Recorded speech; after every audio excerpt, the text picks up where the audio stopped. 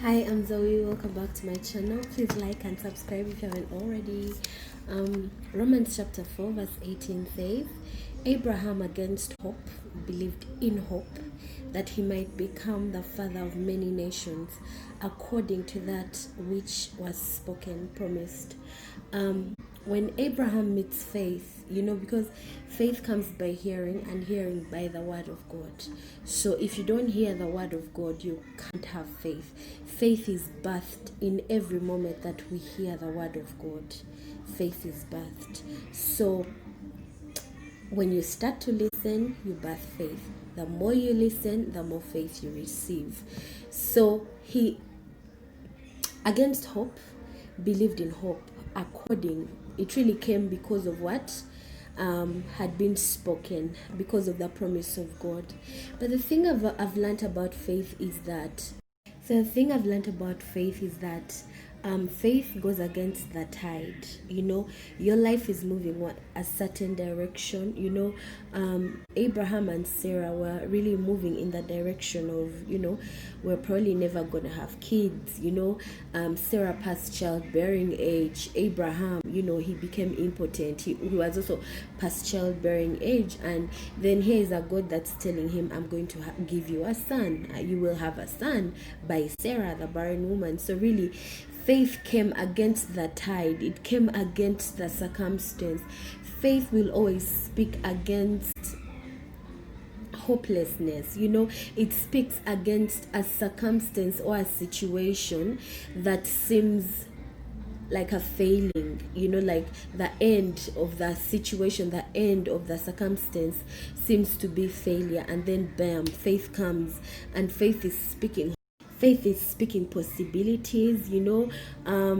Faith will always go against the tide. So that's why the Bible is telling us that against hope, Abraham, against hope, believed in hope that he might become. It's only because against hope he believed in hope that he was able to become the father of many nations. But this only happened according his faith to become all these things, the father of many nations. Only this faith only came according to that which had been spoken. So his faith started somewhere. So there's this amazing text in this book that I'm reading by Oral Roberts. Oral Roberts says, I think one of the faults we Christians have is that we read about people in the Bible who had faith and were tempted to make instant saints out of them, or to look at them only after they worked at their faith, continually learning how to release it to God in good times and bad. We must be more realistic than this, or we will never understand that our own faith has to start, and our faith has to be developed by us. And that happens by constantly releasing it over a period of time, usually over a number of years. So Abraham, the father of faith, his journey began somewhere. He had a word and moved according to the word that he had heard by faith.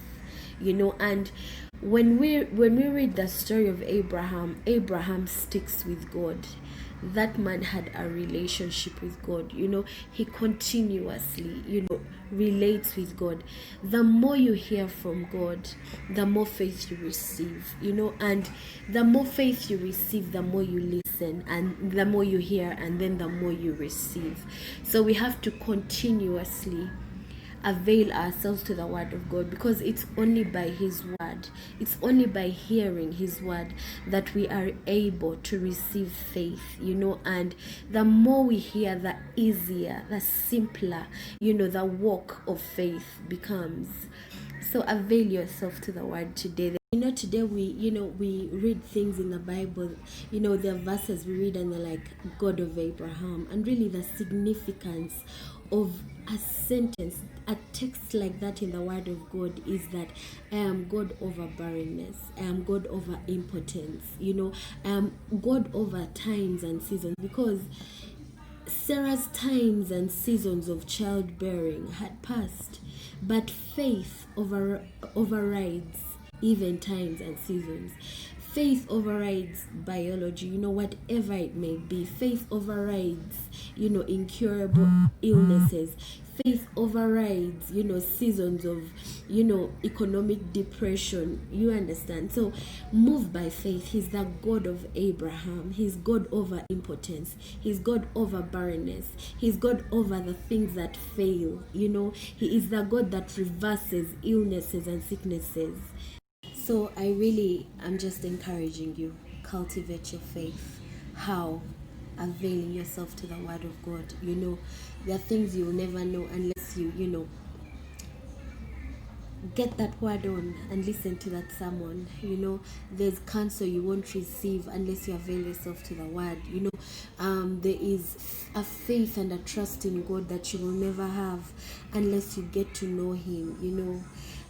The more you get to know someone, the closer you get to them, or the farther away you draw from them. And I've learned that the more I've gotten to know God, the more I want to know. The more I seek him, the more I find him, and then the more I want to seek him. The more I know him, the more I want to know him. That's the experience with God. And the more you get to know him, that is you cultivating faith, cultivating trust.